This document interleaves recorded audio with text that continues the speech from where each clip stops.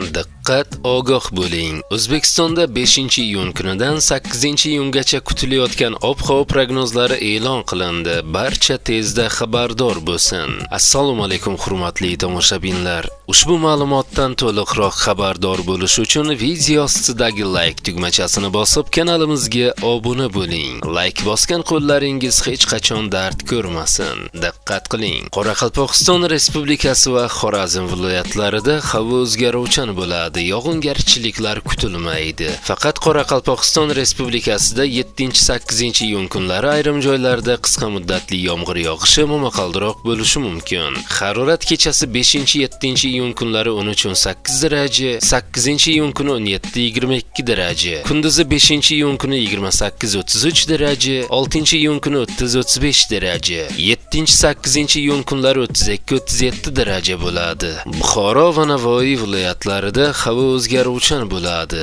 Yog'ingarchiliklar kutilmaydi. Harorat kechasi 18-23 daraja, kunduzi 5-6-iyun kunlari 30-35 daraja, 7-iyun kuni 32-37 daraja, 8-iyun kuni 34-39 daraja bo'ladi. Toshkent, Samarqand, Jizzax va Sirdaryo viloyatlarida havo o'zgaruvchan bo'ladi. Yog'ingarchiliklar kutilmaydi. Faqat 5-iyunda kunning ikkinchi yarmida Toshkent va Sirdaryo viloyatlarining ayrim joylarida qisqa muddatli yomg'ir yog'ishi momaqaldiroq bo'lishi mumkin. Harorat kechasi 18-23 daraja, kunduzi 5-iyun kuni 28-33 daraja, 6-iyun kuni 30-35 daraja, 7-8-iyun kunlari 32-37 daraja bo'ladi. Qashqadaryo va Surxondaryo viloyatlarida havo o'zgaruvchan bo'ladi. Yog'ingarchiliklar kutilmaydi. Harorat kechasi 18-23 daraja, kunduzi 5-7-iyun kunlari 33-38 daraja, 8-iyun kuni 35-40 daraja bo'ladi. Andijon, Namangan va Farg'ona viloyatlarida havo o'zgaruvchan bo'ladi. 5-iyunda kunning ikkinchi yarmida va 6-iyunda ayrim joylarda qisqa muddatli yomg'ir yog'ishi momaqaldiroq bo'lishi mumkin. 7-8-iyun kunlari yog'ingarchiliklar kutilmaydi.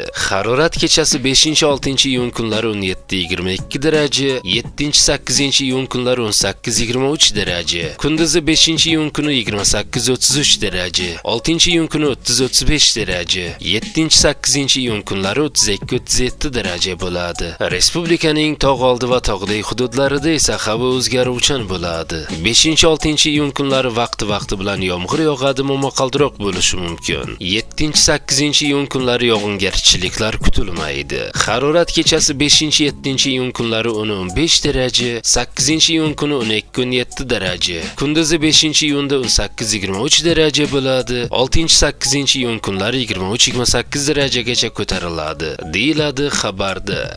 Hurmatli tomoshabinlar, video ostiga bir donadan like bosib, kanalimizga obuna bo'lib qo'yishlikni unutmang.